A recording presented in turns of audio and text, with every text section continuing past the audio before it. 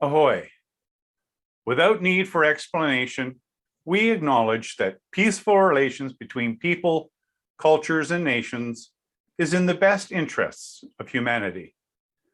We also appreciate the efforts of innumerable individuals and organizations over the course of modern civilization towards securing world peace, and that the goal is a noble one.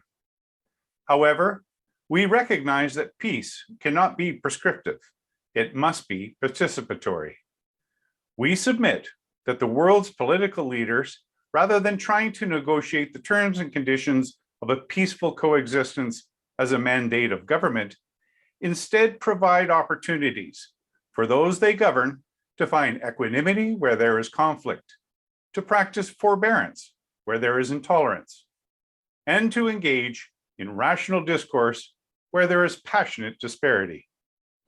Peace must be the collective will of the world's citizens, and every individual ought to be free to discover that peaceful coexistence often requires conciliation with and accommodation of beliefs about the nature of well-being that differ from their own. That said, we affirm that while world peace is a goal the peoples of Earth ought to aspire to, it is nevertheless the hard-won result of enormous effort. However, particularly where there is armed conflict, the sharp focus of military objectives and survival to injure or kill or be injured or killed is antithetical to any notion of peace and the will of an individual to seek it.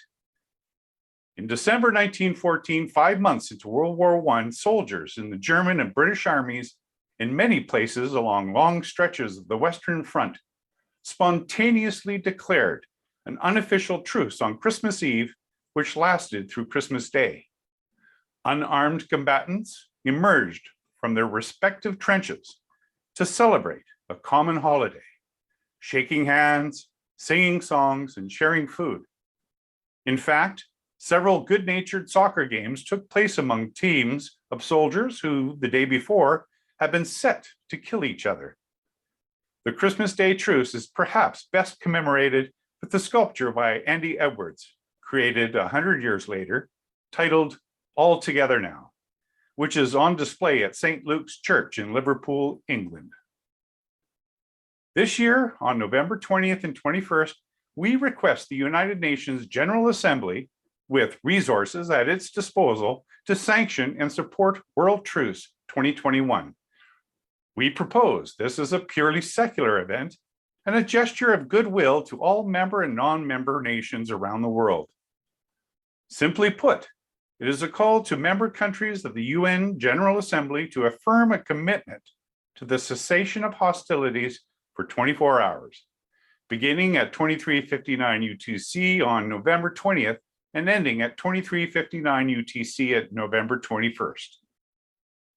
In 2022, the truce would be extended to 48 hours, and in 2023, 72 hours. We postulate that this incremental extension of the truce period is in keeping with a realistic expectation of indelible change in human behavior, and assert that humans do well what they practice regularly. In supporting this proposal, member nations of the UN General Assembly would be demonstrating true humanity in the interests of the citizens they represent. In participating, each nation issues an incredibly powerful call to action for every citizen to desist from conflict and confrontation in order to shift focus from our differences to our commonalities. In much the same way as a friendly game of soccer can symbolize Christmas Day truce of 1914, we further propose to mark the occasion with an invitation for rivals and adversaries to repast together over a meal of pasta, a nutritious, inexpensive, globally available staple food, as an opportunity to lay down arms and to pick up utensils. As the start of a new annual tradition around the world, we avow that satisfied appetites lend themselves to amicable minds. With practice, calmer heads will prevail. It is our hope that this proposal is not simply dismissed as naive or inane, but is seen as a genuine and sincere appeal to offer respite from the physical efforts of violence and to advance the conscious efforts of forbearance. Inasmuch as it is imperative that we work towards the continued habitability of the planet, we must work equally on our suitability to inhabit it. Ramen.